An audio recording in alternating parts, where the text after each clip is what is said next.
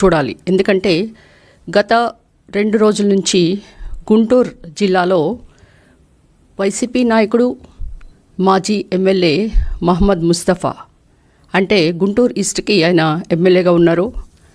ఆయనకి కొన్ని వ్యాపార లావాదేవీలు ఉన్నాయి సూరిబాబు అనే వ్యక్తితో. ఎందుకంటే ఆయనకి ఒక పొగాకు ఎక్స్పోర్ట్ సంస్థ ఉంది. అయితే కొన్ని లావాదేవీల వల్ల అక్కడ ఇద్దరికి పొసక్క సూరిబాబు తన యొక్క పొగాకు బేళ్ళని వేరే వ్యక్తికి సరఫరా చేస్తున్నాడు. అయితే వాళ్ళ కుమారుడు అభి పొగాకు బేళ్ళని లారీ డ్రైవర్తో కలిసి తీసుకొని వెళ్తుంటే మహమ్మద్ ముస్తఫా కొడుకైన బషీర్ వాళ్ళిద్దరినీ అడ్డుకొని లారీల్ని అభి అంటే మీరు ఇక్కడ గుర్తుపెట్టుకోవాల్సిన వ్యక్తి, ఆయన నూజివీడికి సంబంధించిన వ్యక్తి. ఆయన ఒక ఎస్సీ దళితుడు.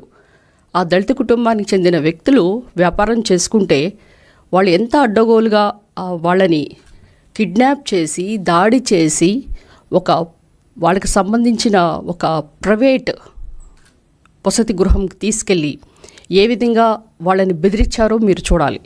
ఎందుకంటే ఈరోజు గత 5 ఇయర్స్లో, అంటే జగన్మోహన్ రెడ్డి ఉన్న 2019 నుంచి 24 వరకు ఈ ఎమ్మెల్యేలు కానీ ఎంపీలు కానీ డీపీటీ పథకంలో దోచుకో పంచుకో తినుకో అనే పథకంలోనే ఏ విధంగా దోచుకున్నారు, ఏ విధంగా వాళ్ళ అధికార మదంతో విరవీగారు, మరి అధికారం పోయిన తర్వాత కూడా ఏ విధంగా పేట్రెళ్ళిపోతున్నారో మీరు ఈరోజు గమనించాలి.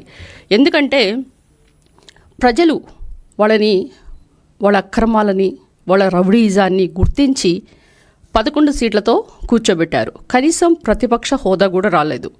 అయినా కానీ వాళ్ళ మైండ్ సెట్ కానీ బుద్ధిలో కానీ ఎలాంటి మార్పు లేదు అనేది ఈరోజు ఈ యొక్క సంఘటన ఒక నిదర్శనం.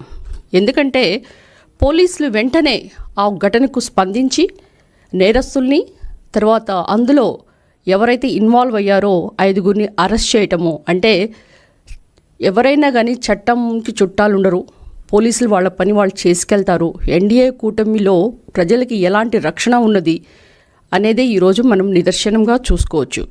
అంటే ఈరోజు వాళ్ళు చేసిన దౌర్జన్యాలు, వాళ్ళు చేసిన అక్రమాలు, మరి కిడ్నాప్లు, దాడులు ఇవన్నీ చూస్తుంటే మనము ఒక సెయింట్ ఉంటుంది సినిమాల్లో, కుదిరితే ఒక కప్పు కాఫీ, కుదిరితే 4 మాటలు అన్నట్లు వాళ్ళు ఎలాంటి దాడులు చేస్తారంటే కుదిరితే 3 దాడులు, మరి కుదిరితే 3 కిడ్నాప్లు, లేకపోతే హత్యలు. ఇది వాళ్ళ యొక్క మైండ్ సెట్. అయినా కానీ ఇంత జరుగుతున్న జగన్మోహన్ రెడ్డి మరి ఒక పార్టీ పెట్టి, ప్రాంతీయ పార్టీ పెట్టి మాజీ సీఎంగా ఉండి మరి ఆయన ఏం చేస్తున్నారు? గుడ్డి గుర్రానికి పళ్ళు తోముతున్నారా అని ఈరోజు నేను అడుగుతున్నా. ఎందుకంటే అధికారం లేకపోయినా ప్రాణాలకి మరి స్వేచ్ఛకి భంగం వాటిస్తున్న వీళ్ళందరినీ మరి వైసీపీ ప్రభుత్వం ఏం చేస్తుంది? వాళ్ళ కూటమిలో మరి మేము ఎంత ప్రజలకి నిష్పక్షపాతంగా, పారదర్శకంగా ఎలాంటి పాలన అందిస్తున్నాం? ఎక్కడైనా కానీ హత్యలు కానీ నేరాలు కానీ జరిగితే ఇమ్మీడియట్గా తక్షణమే వాళ్ళ మీద యాక్షన్ తీసుకుంటున్నాం. మీ ప్రభుత్వంలో మీరు గమనిస్తే దళితులకి ఎంతమందికి అంటే ఆల్మోస్ట్ 59,000 మంది మరి దాడులు జరగటం, 191 మంది వాళ్ళు హత్యలు గావించబడటం మనం చూసాం. ఇందులో మీరు మరి ముఖ్యంగా ఎప్పుడు గమనించాల్సిన విషయం ఏంటంటే జగన్ మామ నేను మీకు అండగా ఉంటాను అని ఎలక్షన్ల ముందు అని చెప్పి ఆ జగన్ మామ ఎప్పుడు మామగా లేడు. ఆ మామగా ఎవరికి ఉన్నాడంటే నేరస్తులకు మైన మామలాగా ఉన్నాడు. ఆయన చేసింది ఏంటంటే డ్రైవర్ సుబ్రహ్మణ్యాన్ని ఏ విధంగా ఒక స్విగ్గీ జొమాటోలో మన డోర్ డెలివరీస్ ఎలా తెచ్చుకుంటామో ఆ విధంగా అనంతబాబు చేస్తే వాళ్ళని పక్కన పెట్టుకొని సన్మానాలు చేస్తారు. ఇక మీరు గమనిస్తే మరి డాక్టర్ సుధాకర్ ఏ విధంగా మాస్క్ పెట్టుకోకపోతే ఆయన చిత్రవద చేసి ఆయన చనిపోవడానికి కారణమయ్యారో మీరు గమనించాలి. అధికారమే వాళ్ళకి ఆయుధం, అరాచకమే వాళ్ళ ఆచరణ. ఇది వైసీపీ నేరస్తుల పార్టీ, ఫ్యాక్షన్ పార్టీ అని వాళ్ళు గుర్తు చేసే విధానం. ఎందుకంటే యథా రాజా తదా ప్రజ అంటారు. మరి ఏ విధంగా రాజు పరిపాలిస్తే కింద క్యాడర్ కూడా ఆ విధంగానే పరిపాలిస్తుంది. గుంటూరులోనే మీకు తెలుసు ఆగస్టు 15న రమ్య అనే ఒక అమ్మాయి, బీటెక్ చదువుతున్న అమ్మాయి ఏ విధంగా హత్య గావించబడిందో.